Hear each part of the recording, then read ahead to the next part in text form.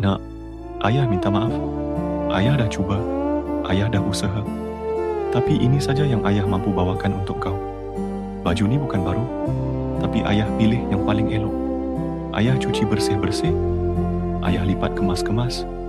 Ayah harap, bila kau pakai nanti, kau tetap rasa gembira macam anak-anak lain yang dapat baju baru.